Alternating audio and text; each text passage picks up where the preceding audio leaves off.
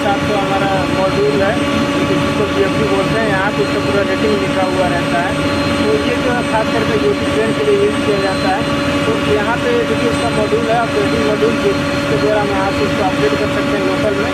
और यहाँ पे जो फंक्शन है, यहाँ पे सिर्फ ये फंक्शन बटन है, F1 F2 F3। बाकी ये जो है left right up down button है। मेन में हमारा सेंटर की है, जिसको हम एंटर की भी बोलते हैं। यहाँ पे लोकल रिमोट का सिलेक्शन करने के लिए रहता है। आप लोकल और रिमोट से भी इसको अपडेट करा सकते हैं। और अगर जब आप लोकल में अपडेट करते हैं तो यह मोटर को स्टार्ट करने के लिए और ये मोटर को रन करने के लिए। तो अभी चलते हैं यहाँ पे इसके अंदर पैरामीटर जो है उसको देखने के बाद यहाँ पे देखेंगे कि जो इंडिकेशन यहाँ पे लगा हुआ है, ये अलार्म के लिए, अगर इसमें कोई अलार्म आता है तो इसके लिए रहता है। अगर रन होता है तो रन के लिए इंडिकेशन यहाँ पे इसका LED चलता है। तो अभी देखिए चलते हैं इसका होम पे। जब होम पे रहता है तो इस तरीके से इसका मेन जो पैरामीटर वो शो कर रहा था, जो वेरिएबल होता है। जैसे कि ऊपर में देखेंगे तो फ्रिक्वेंसी डिफरेंस है, नीचे आउटपुट फ्रिक्वेंसी है, उसके नीचे आउटपुट करंट है। अभी जिस मोटर में लगा हुआ रहता है उसका ये पैरामीटर शो कर रहा होता है। अभी चलेंगे मेन मेनू में। यहाँ पे देख सकते हैं, यहाँ पे ये जोक दिखा रहा है, यहाँ पे मेनू दिखा रहा है, यहाँ पे फॉरवर्ड और रिवर्स दिखा रहा है। जब आप इसको लोकल पे रखेंगे तो आप यहाँ से F3 से लोकल फॉरवर्ड और रिवर्स में इसको चला सकते हैं। तो अभी मेनू में एंटर करने के लिए हम F2 बटन को दबाएंगे तो हमारा मेन पैरामीटर का लिस्ट आ जाएगा, जिसमें सबसे ऊपर से हमारा आता है मोनीटर। मोनीटर पर नीचे आता है हमारा पैरामीटर, उसके बाद यूजर कस्टम पैरामीटर, उसके बाद पैरामीटर बैकअप एंड रिस्टोर, उसके बाद modified parameter and fault log है। इसमें जो आप पैरामीटर सेट किए रहते हैं या फिर चेंज किए रहते हैं या फिर जो फॉल्ट आया रहता है वो सारा इसी वाले में शो करता है। इसके नीचे ऑटो ट्यूनिंग है। ऑटो ट्यूनिंग के बाद नीचे हमारा इनिशियल सेटअप है। इनिशियल सेटअप के बाद आपको डायग्नोस्टिक टूल्स है। उसके बाद आता है फिर से स्टार्ट में आ जाता है। हम चलते मोनीटर में रहते हैं तो देखिए मोनीटर में यहाँ पे देखते आएंगे तो यहाँ पे कई सारे ऑप्शन जैसे standard monitor, custom monitor, bar graph और एनालॉग गेज और ट्रेंड पायलट। स्टैंडर्ड मोनीटर में जाएंगे तो यहाँ पे देखिए फ्रिक्वेंसी रिफरेंस, आउटपुट करंट, यहाँ पे आउटपुट करंट, इसका नीचे फ्रिक्वेंसी रिफरेंस है, फॉल्ट है। ऐसे करके जितने भी हमारे कूलिंग फैन का ऑपरेटिंग टाइम है, number of run command, output voltage reference है, आउटपुट करंट, ये सब इसमें दिया हुआ रहता है। फिर हम बैठ जाएंगे कस्टम मोनीटर में। कस्टम मोनीटर में देखिए वही सारा चीज़ यहाँ पर frequency reference, output frequency, output current और ये सब सारा हमारा कस्टम, यानी इसमें टोटल 3 ही दिया हुआ है। फिर हम बैठ जाएंगे। बैठ जाने के लिए आपको F1 का यूज़ करना है और एंटर करने के लिए सेंटर बटन का, आप इस वाले बटन से बैठ जा सकते हैं। फिर नीचे जाएंगे बार ग्राफ में तो देखिए बार ग्राफ में यहाँ पे बार ग्राफ दिया हुआ रहता है इस तरीके से।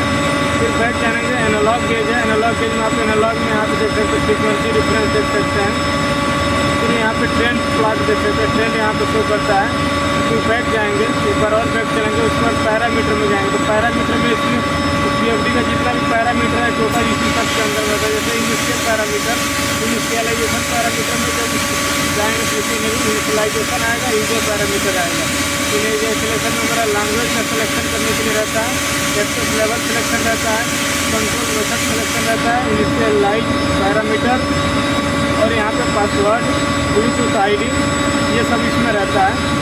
इसके बाद यूजर पैरामीटर में जाएंगे तो user parameter 1, user parameter 2, user parameter 3, 4, 5, 6, 7, 8, 9, 10, 11, ऐसे आप यूजर का पैरामीटर आप अलग से इसको मॉडिफाई किया जा सकता है। उसके बाद एप्लीकेशन में जाएंगे तो एप्लीकेशन में देखिए ऑपरेशन मोड सिलेक्शन है और यहाँ पे DC इंजेक्शन या शॉर्ट सर्किट ब्रेकिंग के लिए रहता है। तो ऑपरेशन मोड सिलेक्शन में जाएंगे, यहाँ पे फ्रिक्वेंसी फ्रेंड्स ये वही सब रन कमांड सिलेक्शन यानी है ऑपरेशन मोड के लिए रहता है। DC इंजेक्शन या फिर शॉर्ट सर्किट ब्रेकिंग में जाएंगे तो यहाँ पे देखिए 0 स्पीड थ्रेशोल्ड दिया हुआ है, इंजेक्शन ब्रेकिंग करंट है, इंजेक्ट ब्रेकिंग टाइम है, इंजेक्ट ब्रेकिंग टाइम, ये सारा ऑप्शन इसमें दिया हुआ है। फिर से इसमें हम ट्यूनिंग में जाएंगे। देखिए ट्यूनिंग में क्या हुआ है, क्या ट्यूनिंग में देखिए एक्सलेरेशन एंड डिसलेरेशन टाइम हुआ है, आपको एंटर करना रहता है। जैसे कि मोटर को जब स्टार्ट कमांड देते हैं तो कितना टाइम में वो आपका जो सेट एक लिमिट पकड़ लेगा और उसी के लिए एक्सलेरेशन और डिसलेरेशन टाइम यहाँ पे सेट करना रहता है। आप यहाँ से देखिए 3 सेकंड का टाइम है, आप इसको यहाँ से सेट भी कर सकते हैं, अपने हिसाब से चेंज भी कर सकते हैं। एक्सीलरेशन टाइम 1, एक्सीलरेशन टाइम 2, ऐसे डिसलेरेशन टाइम 1, डिसलेरेशन टाइम 2, 3, ऐसे करके अलग अलग टाइम दिया गया था। उसके बाद देखिए यहाँ पे दिया हो fast stop time, acceleration time और डिसलेरेशन टाइम सिलेक्शन यूनिट है, यानी सेकेंड में रखना है कि मिनट में रखना है, उसके लिए रहता है।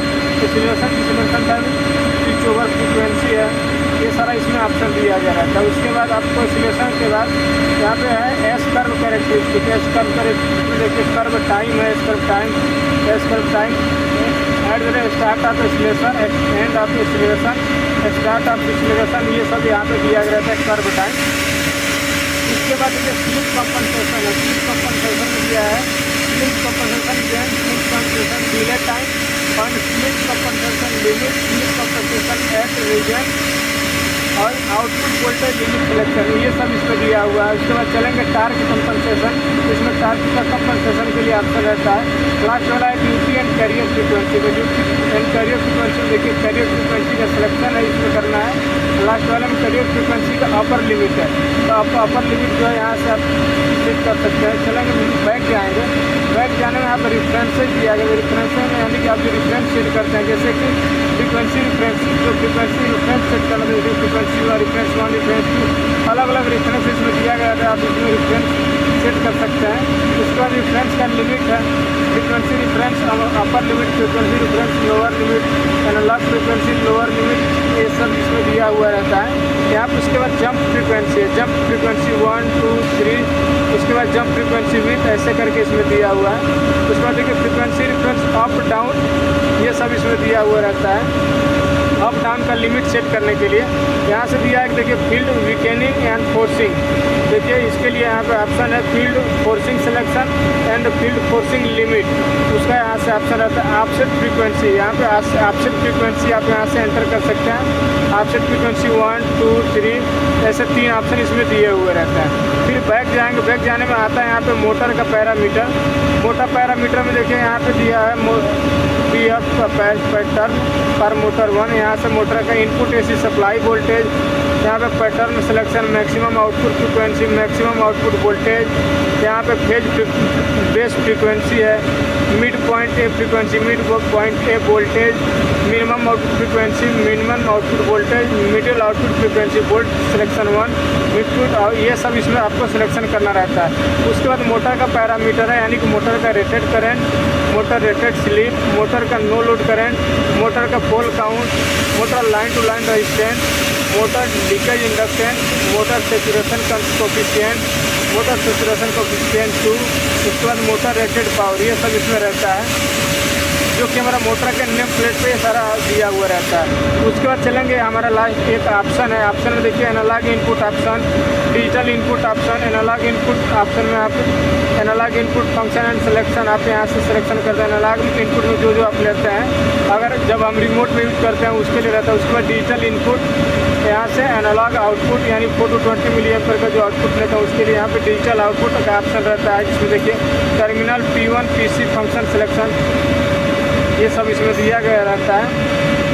उसके बाद कम्युनिकेशन ऑप्शन रहता है, communication error selection, communication external fault का टार्क फ्रीक्वेंसी, टार्क रिफरेंस, ये सब इसमें दिया हुआ है। उसके बाद इथरनेट का ऑप्शन है। उसके बाद बैक जाएंगे तो टर्मिनल फंक्शन है। तो टर्मिनल फंक्शन में देखिए डिजिटल इनपुट का टर्मिनल का फंक्शन है कि कौन सा टर्मिनल पे आपको क्या फंक्शन देना है, उसका आप यहाँ से सिलेक्शन कर सकते हैं अलग अलग टर्मिनल पे। जैसे कि यहाँ पे फिर से उसके नीचे देखिए डिजिटल आउटपुट का है, analog input, analog output, Modbus communication, pulse pen input and output. उसके बाद यहाँ पे प्रोटेक्शन फंक्शन के लिए दिया रहता है कि मोटर प्रोटेक्शन में है power loss, right through, start prevention, speed detection, torque limit, drive protection, ये सारा इसमें प्रोटेक्शन दिया और मोटर प्रोटेक्शन में देखेंगे क्या क्या। मोटर ओवरलोड के लिए है, motor overload protection time set कर सकते हैं। Motor thermistor overheat alarm selection है, motor thermistor overheat fault selection, motor thermistor filter time, and यहाँ पे देख सकते हैं overload current level, motor overload memory selection, ये सारा इसमें दिया हुआ रहता है। उसके बाद पावर लॉस राइट्स ले, यानी कि जो पावर सप्लाई यूज किया जाता है 3 फेज, अगर उसमें पावर लॉस होता है तो उसके लिए रहता है। देखिए मिनिमम बेस लॉक टाइम है और ओवर वोल्टेज डिटेक्शन लेवल है, इसमें आप ओवर वोल्टेज का सेट कर सकते हैं। उसके बाद स्टार्ट प्रिवेंटेशन, स्पीड डिटेक्शन, यहाँ पे देखिए speed every detection level, speed यहाँ पे स्पीड एवरी डिटेक्शन विथ है, ऐसे करके स्पीड का यहाँ पे दिया गया था फ्रीक्वेंसी रिफरेंस। उसके बाद यहाँ पर टार्क लिमिट रहता है, टार्क का भी लिमिट आप सेट करते हैं। यहाँ पे ड्राइव प्रोटेक्शन हो गया, यहाँ पे ड्राइव प्रोटेक्शन के लिए आप देख सकते हैं यहाँ पे दिया हुआ है कि ERF, ये सब register protection, over heat alarm level, over heat free alarm selection, input phase loss protection. Input phase loss का मतलब ये ज़्यादातर प्रॉब्लम बहुत आता है, अगर इनपुट पावर सप्लाई में अगर फेज लॉस होता है उसके लिए रहता है। उसके बाद output phase loss protection, output phase loss protection level, output ground fault detection, heat sink fan operation selection, heat sink fan, half delay time, ambient temperature setting, ये सारा चीज़ इसमें दिया हुआ रहता है आपका ड्राइव प्रोटेक्शन में। तो ये सारे फंक्शन आपके ड्राइव प्रोटेक्शन में दिए हुए रहते हैं। उसके बाद स्पेशल एडजस्टमेंट है, तो देखिए स्पेशल एडजस्टमेंट में ऑटो फ्रीक्वेंसी रेगुलेटर दिया हुआ रहता है, हाई स्लिप या फिर ओवर एक्साइटिंग ब्रेकिंग है, ऑनलाइन ट्यूनिंग है, ये सारा ऑप्शन है। उसके बाद कीपैड रिलेटेड सेटिंग है, कीपैड का डिस्प्ले है, keypad operation, copy keypad function, maintenance monitor और लॉक फंक्शन। उसके बाद देखिए यहाँ पर ट्रेन का पैरामीटर, जिस ट्रेन में आप ये यूज़ कर रहे हैं उसका पैरामीटर आप यहाँ से डाला जा सकता है। Brake sequence, run command tuning, impact start, light load acceleration, overload detection, over torque detection, ये सारा चीज़ आपका यहाँ पे डालना रहता है ट्रेन का पैरामीटर।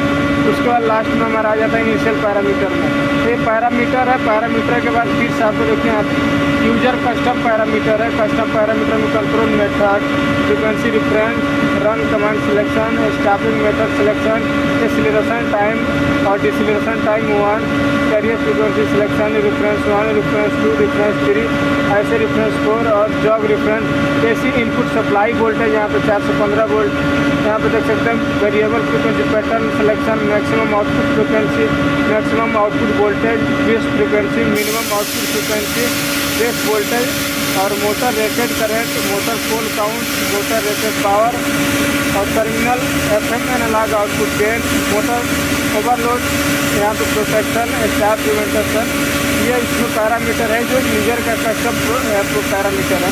उसके बाद पैरामीटर बैकअप एंड रिस्टोर का ऑप्शन रहता है, यहाँ से आप पैरामीटर को बैकअप कर सकते हैं और रिस्टोर भी कर सकते हैं।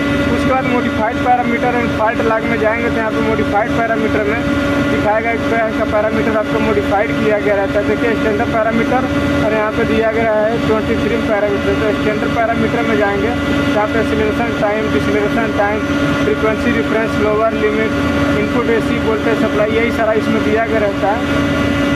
और फॉल्ट लॉग में जो फॉल्ट आता है उसका यहाँ पे लॉग हिस्टोरी रहता है। देखिए अभी लास्ट यहाँ फॉल्ट जो दिखा रहा है इनपुट फेज लॉग, तो ये इसमें दिया हुआ रहता है। फिर ऑटो ट्यूनिंग है, ऑटो ट्यूनिंग में आप सेट कर देंगे मोटर पैरामीटर ट्यूनिंग, तो यहाँ पे दिखा देगा rotational auto tuning, stationary auto tuning 1, stationary line to line resistance. ये auto tuning, auto control tuning में आपको खुद यहाँ पे देखिए डिसेलरेशन रेट ट्यूनिंग आपको एंट्री करना रहता है। फिर बैक जाएंगे तो इनिशियल सेटअप आ जाएगा। इनिशियल सेटअप में लैंग्वेज सिलेक्शन रहता है, डेट एंड टाइम का रहता है, शो इनिशियल सेटअप स्क्रीन, ये यहाँ पे दिखा था। अब लैंग्वेज सिलेक्शन में जाकर 2 तरह का लैंग्वेज रहती है, इंग्लिश और जापानी है, तो आप उसको सिलेक्शन कर सकते हैं।